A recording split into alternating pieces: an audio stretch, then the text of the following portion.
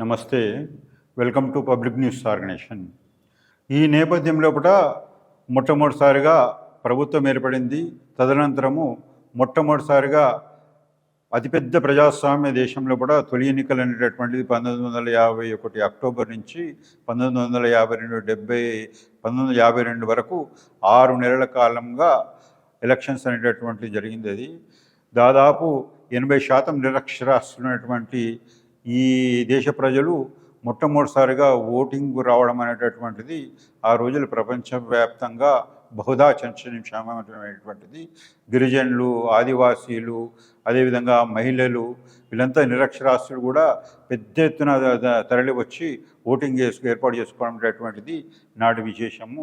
ఆ బ్యాక్గ్రౌండ్ తోటి అయినటువంటి ఎలక్షన్స్ లోపల కాంగ్రెస్ పార్టీకి అత్యంత జనాకర్షణ నాయకుడిగా జవహర్లాల్ నెహ్రూ ఎస్టాబ్లిష్ కావడమే కాక ఆయన ప్రజలందరూ కూడా బర్మరథం పట్టిండ్రు. పోలైన ఓట్ల లోపల 44% ఓట్లు వచ్చింది. ఆ 44% ఓట్లతోటి 489 పార్లమెంటు సీట్ల లోపల 364 పార్లమెంటు సీట్లను వాళ్ళు కైవసం చేసుకోవడం జరిగింది. అదేవిధంగా మొత్తంకి మొట్టమొదటిసారిగా అయినటువంటి ఈ ఓటింగ్ సిస్టమ్ లోపల 46.7% ఓట్లు అనేటటువంటిది ఆ రోజు నమోదు కావడం అనేటటువంటిది కూడా మరో ప్రత్యేకమైన అంశం.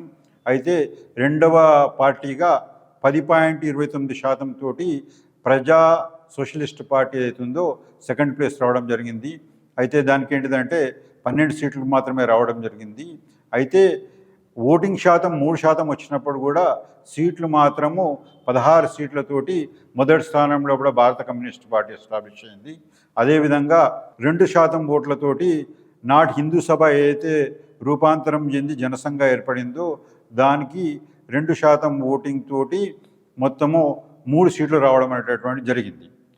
అయితే అదేవిధంగా మొత్తం ఒకేసారి అసెంబ్లీలు, పార్లమెంట్ ఒకేసారి అనేటువంటి ఎలక్షన్స్ లోపల మొత్తం కాంగ్రెస్ పార్టీ విజయరథం వహించింది. అన్ని రాష్ట్రాలు కూడా ఏకపక్షంగా కాంగ్రెస్ పార్టీకి సమర్పణమైనటువంటి పరిస్థితి.